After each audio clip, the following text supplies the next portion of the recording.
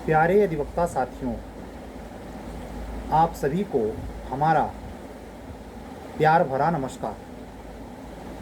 आप सभी लोग जानते हैं कि वर्तमान समय में उच्चतर न्यायिक सेवा उत्तर प्रदेश के फॉर्म भरे जा रहे हैं और आप लोग उसमें हर दिन के साथ नई नई मुश्किलों से दो चार हो रहे हैं। उसकी मूल तमाम वजहों में से एक महत्वपूर्ण वजह यह भी है, माननीय उच्च न्यायालय इलाहाबाद के द्वारा निर्गत इस विज्ञापन में, जो उच्चतर न्यायिक सेवा उत्तर प्रदेश 2023 करके निर्गत है, इंग्लिश लैंग्वेज में उपलब्ध वेबसाइट पर यह पूर्ण विज्ञापन कभी कभी ऐसा प्रतीत होता है कि शायद इसको जुडिशियल ऑफिसर्स भी सही ढंग से व्याख्यायित नहीं कर पा रहे या उनको इसके भिन्न अर्थ प्रतीत हो रहे। तमाम मुश्किलातों में हर मुश्किल पर तो अपना अन्वय विन्वय नहीं करना ठीक पड़ता, जान पड़ता, लेकिन एक महत्वपूर्ण बात जो छन कर आई, कुछ जिलों में अभी भी माननीय उच्च न्यायालय के निर्गत निर्देशों के बावजूद कुछ डिस्ट्रिक्ट जजेस के द्वारा यह सुनने में आया है कि वो केवल इंडिविजुअल वकालतनामे को ही इस फॉर्म फिलअप करने की अहर्ता में शामिल कर रहे। इसको और थोड़ा सरल भाषा में कहें तो इसके ऊपर वो ज्वाइंट वकालतनामा अनुमन्य नहीं कर रहे, उसको एक्सेप्ट नहीं कर रहे, वो केवल इंडिविजुअल को फोकस कर रहे। ये विधिक त्रुटि ही नहीं है, बल्कि उस जुडिशियल ऑफिसर के लापरवाही का भी संसूचक है। एडवर्टीजमेंट को निर्गत सर्कुलर आर्डर जो माननीय उच्च न्यायालय के द्वारा सीधे तौर पर डिस्ट्रिक्ट जजेस या अपर जिला जज साहिबान को निर्गत होता है, संदेशित होता है, उसका वह अन्वय, उसकी व्याख्या वो ढंग से करके अपने अपने जिलों में उसका क्रियान्वयन कर रहे हैं। लेकिन कुछ ऐसे ऑफिसर्स हैं जिन्होंने उसका भिन्न अर्थ लगाया है, या हमें ऐसा प्रतीत हुआ पिछले 72 घंटे में, जब यह सूचना धूमिल नहीं पड़ी, बल्कि आज के डेट में भी यह सुनने को मिला कि ऐसा तमाम टेलीग्राम ग्रुप्स, तमाम स्पेशल लॉ ग्रुप्स में भी ये संशय बरकरार है कि कोई ऐसा अधिवक्ता जो इस समय आहर नहीं है, आने वाले समय में आहर हो सकता है, उसको इस बनर घुड़की या धमकी से डराया जा रहा है कि आने वाले समय में इस बार तो मौका दे दिया, इस बार तो ज्वाइंट वकालतनामे का मौका दे दिया, लेकिन आगे से ऐसा नहीं करेगा। इन्हीं तमाम संदिग्ध संशयपूर्ण बातों पर आज का वीडियो केंद्रित है। लास्ट में अगर समय मिला तो हम आपको एज के संदर्भ में या आपके एक्सपीरियंस के डेट के काउंट के संदर्भ में अपने व्यक्तिगत विचार जो संशय का कारण वर्तमान में हैं उस पर मैं शेयर करूंगा। लेकिन सबसे मूल प्रश्न तो यह है कि साफ शब्दों में विज्ञप्ति में और उसके पूर्व संक्षिप्त शार्ट नोटिस में भी दिए गए अन्वय, विवेचना, स्पष्टीकरण, एक्सप्लेनेशन के बावजूद यह संशय और यह विभेदकारी स्थिति कैसे पनपी है, यह बहुत ही चिंतनीय लगता है। क्यों? एक जुडिशियल ऑफिसर से अपेक्षा नहीं की जाती कि वह इस प्रकार के आर्डर का अपनी व्यक्तिगत कोई ऐसी व्याख्या कर लेगा जो कि अर्थ को अनर्थ में ही नहीं बल्कि विधिक सवालिया निशान के घेरे में भी लाके वो खड़ा कर दे, यानी उस मुद्दे पर विधि का प्रश्न खड़ा हो जाए। जैसे इसी वकालतनामे के संदर्भ में दो बातें, जितने लोग भी हमारा रेगुलर वीडियो सुनते हैं या सुन रहे हैं, वो इस बात को भीतर तक बैठा लें। इसमें स्पष्टीकरण के तौर पर जो संक्षिप्त विज्ञापन आपका दिसंबर 2023 में निर्गत हुआ था पहला, जिसमें ना तो नियमावली के बारे में उल्लेख था, न ही शॉर्ट लिस्ट किया गया था, वकालतनामे की चर्चा भी मात्र नहीं थी। ये अंदाजा लग रहा था कि पुराने ढर्रे की तरह सब कुछ होने वाला है। लेकिन अचानक आप जानते हैं कि जनवरी महीने में 24 में ही हुआ धमाका और उसके बाद सब सामने, उसमें मैं नहीं जाता। असली मूल पॉइंट पर आते हैं। जो संक्षिप्त नोटिस आई कि जिसमें अनिवार्य रूप से नियमावली लागू करी गई, स्टेट के द्वारा अनुमोदित और माननीय उच्च न्यायालय द्वारा प्रस्तावित प्रस्ताव को नियम में कन्वर्ट किया गया। और नियमावली 2023 के तहत अनिवार्य कर दी गई कि अब वही अधिवक्ता जो 7 साल का अनुभव रखता होगा तथा 30 वकालतनामा जनरल हैसियत के हैसियत से इंडिविजुअल और अदर देन बेंच। तो ये जो अदर देन बेंच शब्द आपके नोटिफिकेशन में है, एडवर्टीजमेंट में है, उसका अर्थ यही निकलता है कि समूह में वो स्वीकार नहीं कर रहा है। लेकिन आपको उस एडवर्टीजमेंट के नीचे के लाइन में नोट ध्यान से पढ़ना चाहिए। अब मैं इसीलिए सारी फाइल निकाल लिया हूं कि संशय में र्यूमर्स इतना परेशान कर दिया है अधिवक्ता बंधुओं और बहनों को, इतनी अफवाहों के बाजार गर्म हैं। जैसे मैं व्यक्तिगत तौर पे माननीय उच्च न्यायालय के व्यक्तिगत तौर पे मैं मिला और व्यक्तिगत तौर पे ये जानने की कोशिश की, सर ये वकालतनामे के प्रोड्यूस करने का क्या चक्कर है? क्या 21, 22, 23 या 23 को छोड़कर, 23 को छोड़कर का जो व्याख्या हो रही थी एक महज शब्द पर हो रही थी, वह ये था in the preceding of 3 year from advertisement date. मतलब कहने का ये हुआ कि उसका अर्थ ये निकाला जा रहा था कि 2023 में अगर विज्ञापन आया है तो 2023 को छोड़कर पिछले 3 साल। लेकिन आप जरा सोचें, जो माननीय उच्च न्यायालय इस वैकेंसी के लिए अपना ही उच्च न्यायालय नहीं, हर स्टेट का उच्च न्यायालय प्रैक्टिस की सातत्यता, कंटिन्यूटी को बहुत ही जोर देता है। अगर बीच में कुछ भी छोड़कर आपने सेकेंडरी जॉब पकड़ी है, जॉब करी है, ज्वाइन की है, चाहे एक ही दिन के लिए करी है, तो आपका प्रैक्टिस ब्रेक माना जाता है। इसकी सबसे अनुबंधित, कारगर, प्रबल, सबसे प्रचंड शर्त है। और उसको अगर 2023 के मुकदमे में कैंसिलेशन के तौर पर या अतिरिक्तीकरण के तौर पर या उसको बिसाइड्स के तौर पर या उसको छोड़कर अगर आप जोड़ते हैं, तो आप कैसे मानते हैं कि एडवर्टीजमेंट डेट तक आपकी प्रैक्टिस कंटिन्यू थी? क्या प्रमाण है? यही बात मुझे माननीय उच्च न्यायालय से प्रत्यक्ष मिली और मैं सहमत हुआ। फिर मैंने स्पष्ट भी किया कि सर ये ऐसे रूमर्स या ऐसी स्थिति को दरकिनार करने के लिए एक सर्कुलर जारी कर देना चाहिए। लोग अलग अलग भाषाएं के माननीय उच्च न्यायालय ने अपने स्तर पर ये स्पष्ट किया। इसकी जरूरत तब पड़ती है जब कोई लिखित में शिकायत आए। आप लोग समझदार हैं, डिस्ट्रिक्ट जजेस को समझा लीजिए। तो ये बात, लेकिन जुडिशियल ऑफिसर हैं, उनसे ऐसे कम्युनिकेशन नहीं हो सकता। और दूसरी बात, ये जो इंडिविजुअल का चक्कर चल रहा है, मैं वो फाइल निकाल रहा हूं और आपको दिखाने का प्रयास करूंगा कि एडवर्टीजमेंट में फला हिस्से पर अपने जुडिशियल ऑफिसर को संकेतित कराएं अगर उनके समझ में नहीं आ रहा। जैसे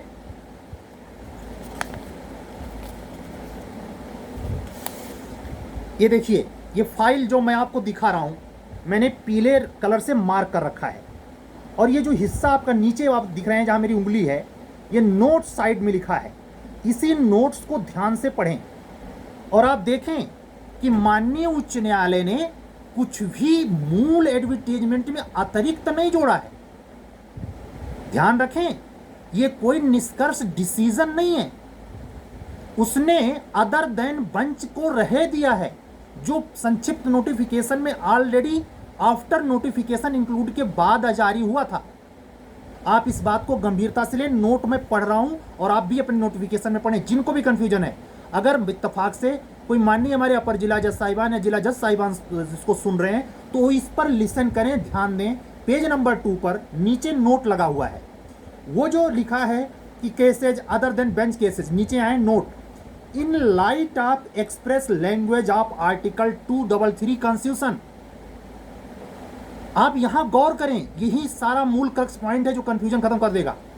in light of express language of article 233 of the constitution of India, read article 233 पढ़ना है किसके साथ? विद रूल 5C आप यूपी हायर जुडिशियल सर्विस 1975। यहां तक इत्तेफाक है। आगे देखें, as interpreted by the apex court. जो चीज आगे अभी मैं बोलने जा रहा हूं, ये ना तो व्यक्तिगत तौर पर माननीय उच्च न्यायालय की अभिव्यक्ति है, शब्द हैं, और ना ही यह आर्टिकल 233 में देखने को मिलते हैं, बल्कि उस भाव को, यानी प्रैक्टिस शब्द को, अभ्यास को, 7 साल की कंटिन्यूटी को क्लियर करते हुए अपेक्स कोर्ट सुप्रीम कोर्ट ने किस केस में, धीरज मोर केस 2020, अगर किसी को ज्यादा दिक्कत हो तो धीरज मोर केस को भी अन्वय विन्वय करने के लिए गूगल से सर्च मार दिया जाएगा। और उसके पूरे विवरण में न जाए, मैं सिर्फ संकेतित कर देता हूं, धीरज मोर का वही केस है जिसमें 2018 पार्ट 3 तक लगातार इस 20% के बार के कोटे की सीट पर जुडिशियल ऑफिसर भी एपीओ के साथ बैठ के एग्जाम देता था और सिलेक्शन पाता था। धीरज मोर का ही वो केस है जिसमें अरुण मिश्रा सर की पीठ ने, डबल बेंच ने फैसला सुनाया कि जुडिशियल ऑफिसर इस कोटे में अलाउ नहीं होगा आज से। उसी केस में जब डिस्कशन हो रहा था और उसका जजमेंट आया था, धीरज मोर केस डिटेल में पढ़ना, उस केस में डिटेलिंग में समझाते हुए, प्रैक्टिस को समझाते हुए सुप्रीम कोर्ट ने क्या कहा, वर्ड सुनिए, द वर्ड इंडिपेंडेंटली, जिसको इंडिविजुअल इंडिविजुअल चिल्ला रहे हैं उस पर इंडिपेंडेंटली को क्लियर किया है supreme court, used in the proviso of rule 5C। 5C का जो रूल है जिसमें अदर देन 5 बंच केसेस कहा जा रहा है, उसके परंतु के तौर पर आप रूल में ओनली इम्प्ली कंटिन्यूड शब्द है, कंटिन्यूड इंगेजमेंट, इस शब्द पर अंडरलाइन करिए, engagement as an advocate against वकालतनामा फाइल्ड, यानी जिसके खिलाफ आप जिसका वकालतनामा लगा रहे हैं उसके साथ इंगेज हों। और दूसरा और क्लियर, हाउएवर, फिर भी फाइलिंग ऑफ ज्वाइंट वकालतनामा, ये अपने जुडिशियल ऑफिसर को दिखाएं और इसको कोड करें, ज्वाइंट वकालतनामा may not render any ineligibility in ये कैंडिडेट, अयोग्यता का आधार नहीं होगा। अगर कोई ज्वाइंट वकालतनामे वाला भी अपने को 30 वकालतनामे के तौर पर सारे के सारे 30 सारे 24, ये भी संशय नहीं कि 1-2 इंडिविजुअल होना चाहिए इंडिपेंडेंटली, नथिंग एल्स, ये चीज अपने ऑफिसर्स को समझाएं। इस लाइन से, इस नोट से, और एक भावना और एक अंदर की गुबार या गंदगी मिटा दें कि हाई कोर्ट ने कोई रिलैक्सेशन दिया है, नो, हाई कोर्ट ने इस वैकेंसी में कुछ अतिरिक्त नहीं जोड़ा। नोट इसलिए लगाना पड़ा कि आप लोगों के पास, जैसे ये रूमर फैलाया गया कि 2023 का केस नहीं लगेगा, जो लगाएगा उसका रिजेक्ट हो जाएगा, ऐसे ही ये रूमर फैलाया गया कि इस बार तो दे दिया, अगली बार नहीं देगा। ये अधकचरे लोग, सड़क छाप, उनका अकल ठिकाने करने के लिए, माहौल को खराब करने वालों के लिए धीरज मोर केस का सहारा लेना पड़ा उच्च न्यायालय इलाहाबाद को, हमारे माननीयों को, हमारे माई लॉर्डों को। हम तो उनका इस्तकबाल करते हैं, सिजदा करते हैं कि उन्होंने ये चीजें ऐसे पॉइंट से रखी हैं। मतलब अगर इसमें ये बात मैं स्पष्ट कह रहा हूं, अगर इसमें धीरज मोर केस इन्वॉल्व नहीं होता और ये व्यक्तिगत माननीय उच्च न्यायालय के डिक्लेरेशन ऑफ नोटिफिकेशन व्यक्तिगत विचार, निष्कर्ष या निदान होता जो कि नोटिस में उपबंधित है, तो ये विवाद का ही विषय नहीं, विधि का प्रश्न होता कि आपने नोटिफिकेशन में अतिरिक्त चीजें कैसे जोड़ी, नियमावली के अतिरिक्त। इतने गहराई में जब चीजों को समझेंगे तब र्यूमर से बचेंगे और अपने जुडिशियल ऑफिसर को समझाने की कुव्वत भी रखें। किस बात की बहस करते हैं? माल राजस्व रेवेन्यू कोर्ट में क्या देख रहे हैं आप? डिस्ट्रिक्ट कोर्ट्स में ठीक है मामले हिंदी में होते हैं। और मैं एक और गुजारिश करना चाहूंगा, प्रार्थना, प्रे अपने सीजे सर से, अरुण भंसाली सर से, उनकी पूरी टीम से कि सर जिस केस में 2018 पार्ट 3 से उत्तर प्रदेश हायर जुडिशरी में आपने हिंदी के प्रश्न पत्र को अलाउ किया इंग्लिश के साथ साथ, क्या यह नोटिफिकेशन हिंदी में नहीं निकल सकता? एक छोटा सा सवाल है, सहजता के लिए जो जिला कचहरियों में अदने से हमारे अधिवक्ता बंधु बहन हैं वो बिल्कुल नहीं समझ पा रहे हैं इन सब चीजों को, और वहां चूंकि फार्म भरने वाले, इसके प्रति डेडिकेशन रखने वाले अधिवक्ता बंधुओं और बहनों की बिल्कुल लुप्त प्राय संख्या है। ऐसे में वो बेचारे जाएं तो जाएं कहां? वो अपने जुडिशियल ऑफिसर के पास जाते हैं तो जनरली तो उनके चैम्बर में जाके बात करना संभव नहीं है, ये बिल्कुल अनुशासन विहीनता होगी। तो ऐसे में हम कैसे किस चीज़ों को, हमने तो एक छोटा सा काम परमात्मा ने दे रखा है, अपने निजी प्रैक्टिस वर्क से हटकर ये काम पिछले साल भर से junior division, APO, higher judiciary के बच्चों के लिए थोड़ा सा जो एडवोकेट एक्ट्स में थोड़ा सा 4 घंटे का प्रोविजन मिला हुआ है, रिलैक्सेशन मिला हुआ है, उसको निभा रहा हूँ। मुझे इतना वक्त नहीं होता, लेकिन हमारे पास बच्चे जब हमारा दम मतलब निकाल दें, मतलब हमारे पास हम अपने काम से हटके जब फ़ोन पे आते हैं तो अनगिनत मैसेज ऐसे पड़े हैं, सर इसमें क्या करें, उसमें क्या करें, उनको बताने वाला ही कोई नहीं है। क्या यह संभव नहीं है इसका सरलीकरण हो, इसका असली भाषा में आसान चीज़ों में चीज़ों को कहा जाए? ये अति आवश्यक है न्याय की शुचिता के लिए और उसकी गरिमा के लिए भी। मैं बिल्कुल ये हैसियत नहीं रखता कि उच्च न्यायालय के किसी भी पॉइंट को मैं निर्देशित करूं ना, बस केवल एक प्रे है, प्रार्थना है आपसे हाथ जोड़ के करवत। अगली नोटिफिकेशन में ये सुओ मोटू कर सकते हैं आप। हर बात के लिए केस क्यों? जैसे एक इंडिकेशन मैं आपको देना चाहूंगा, इसी नोटिस के साथ जब ये क्लियर हुआ कि धीरज मोर केस में सुप्रीम कोर्ट ने ऑलरेडी इंडिपेंडेंटली वर्ड को ऐसे क्लियर किया है, तो एक र्यूमर और फैलाया गया था। सुनते जाइए, वो र्यूमर क्या था कि अब की बार एपीओ और सरकारी वकील भी फॉर्म नहीं भरने पाएंगे। ये मलगज जब अंदर गया तो उसको भी स्पष्ट करना पड़ा, और वो भी अपने विचार नहीं व्यक्त किए माननीय उच्च न्यायालय ने। उस केस को इंडिकेट तो नहीं किया है, लेकिन ऑलरेडी मौजूद है, जिसमें एपीओ को, एडीपीओ को, स्टैंडिंग काउंसिल को, सरकारी वकीलों को ये फॉर्म भरने की सुविधा दी गई है। उस केस लॉ का मैं नाम अभी आपको बताता हूं, उस केस लॉ में जो बातें कही गई हैं।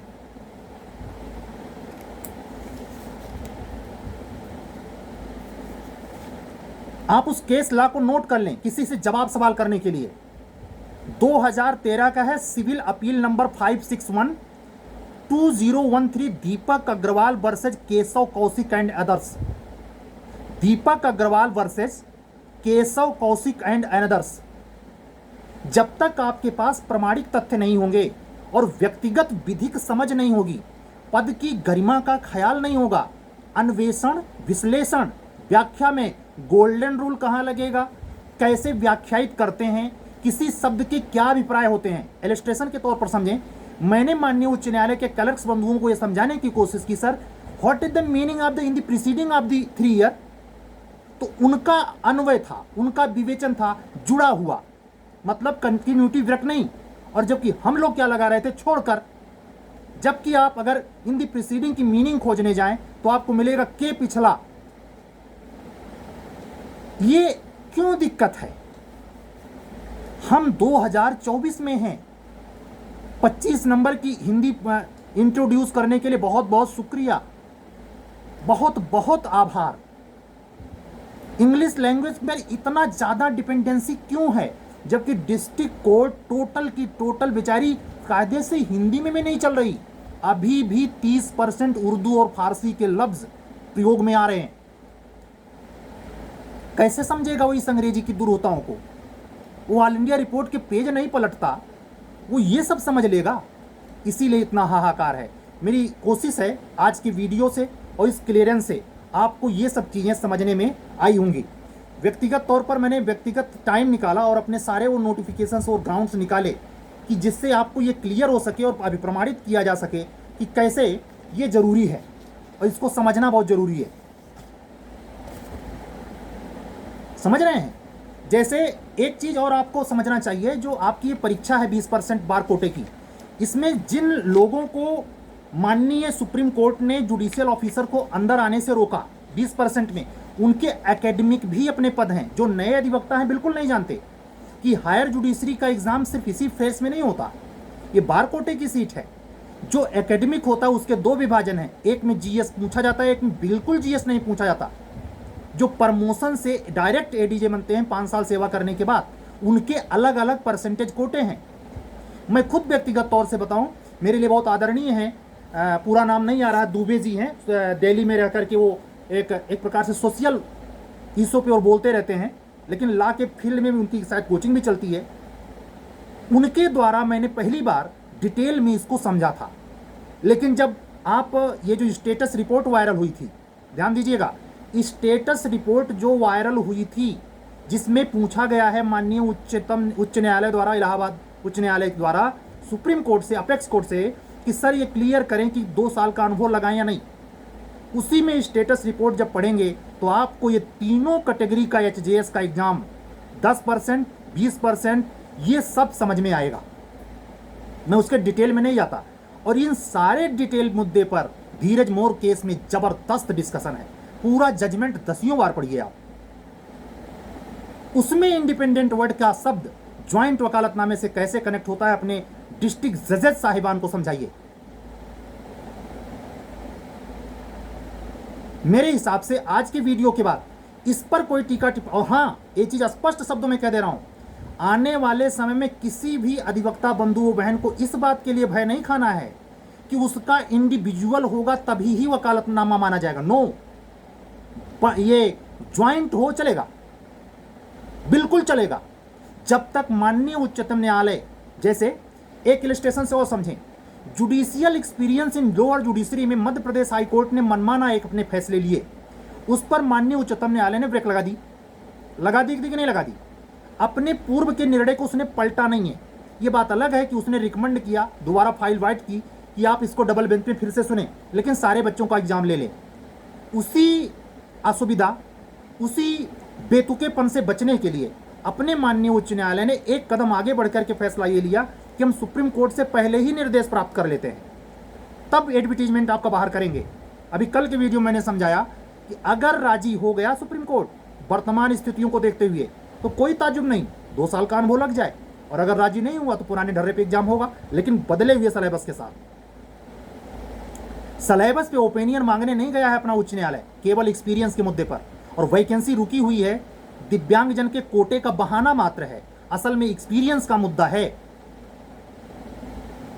एपीओ में झंझट है नहीं, एपीओ में माननीय उच्च न्यायालय का कोई हस्तक्षेप है नहीं, इसलिए वैकेंसी आने का एकदम रास्ता साफ है।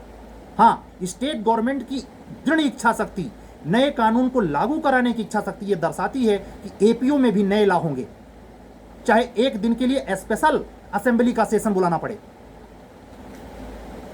ये सब गूढ़ताएं तब समझ पाएंगे जब कानून से बहुत रचे पचे बचें, उसमें एकदम सजें।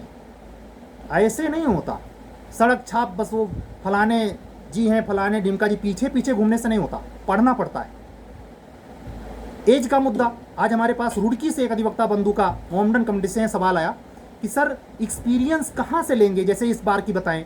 मैंने कहा भाई एज का देखें, 1 जनवरी 2024 से अगर किसी को रिकमेंड कर रहा है तो 1 जनवरी 2024 उस डेट तक जहां से एज ली जा रही है, उसके पहले 35 की एज और 7 साल का एक्सपीरियंस अगर बगैर कंटिन्यूटी ब्रेक हुए पूरा है, you are eligible for this higher judiciary.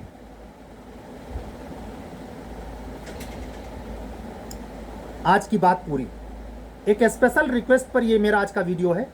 अगर आप मेरे हायर जुडिशरी के कार्यक्रमों से, जो कि प्रीलिम्स बेस पर भी, मेंस बेस पर भी हैं, टेस्ट सीरीज अवेलेबल हैं, क्लासेज अवेलेबल हैं, जिसमें इंटरेस्टेड हैं, बिहार हायर जुडिशरी का 2 दिन के बाद 7वां टेस्ट, जो मॉडल टेस्ट 10 रखे गए हैं, 7वां है, 22 को आखिरी है, उसमें भी अगर इंटरेस्टेड हैं तो वो भी, या इनमें से किसी में इंटरेस्टेड हैं, एपीओ या जे के लिए प्रिपरेशन कर रहे हैं, किसी भी स्टेट के लिए, अगर आप इंटरेस्टेड हैं तो हमारे व्यक्तिगत व्हाट्सअप नंबर पर 7705090393 पर व्हाट्सअप करके कनेक्ट हो सकते हैं। बाकी बातें मैं कॉलिंग नंबर दे करके बताऊंगा। तो ये बहुत जरूरी है, जहां ये मुश्किल आ रही है उनको इस बात को समझाएं, वो चीजें बिल्कुल समझ जाएंगे। ऐसा कोई जबरदस्ती क्यों करेगा। एक जुडिशियल ऑफिसर, हम कहते हैं डिस्ट्रिक्ट जज ही क्यों ना हो, अपने विधिक पक्ष को तो समझेगा, वो ओवर रूल नहीं कर सकता माननीय उच्च न्यायालय किसी भी दिशा निर्देश को। ठीक है, आज की बातें यहीं तक। अपने सभी अधिवक्ता साथियों, बंधुओं, बहनों, गणमान्य मेरे YouTube चैनल को देख रहे, मेरे इस लेक्चर को सुन रहे किसी भी हमसे अग्रज, बराबर के, छोटे, सबको जय सिया राम बोलते हुए कल के मिलने के वादे के साथ, नेक्स्ट सूचना, नेक्स्ट वीडियो के साथ फिर हाजिर होंगे। वीडियो बंद करते करते कहना चाहेंगे कि इस बार देखें कैसे आराम से एपीओ साहब लोगों का अनुभव बन रहा है। अगर आप इस पचड़े से बचना चाहते हैं तो एपीओ बनने के लिए राजस्थान के द्वारा निर्मित आखिरी मौके को भुनाने की कोशिश करें, फॉर्म अप्लाई करने। सत्यमेव जयते। शुभ रात्रि।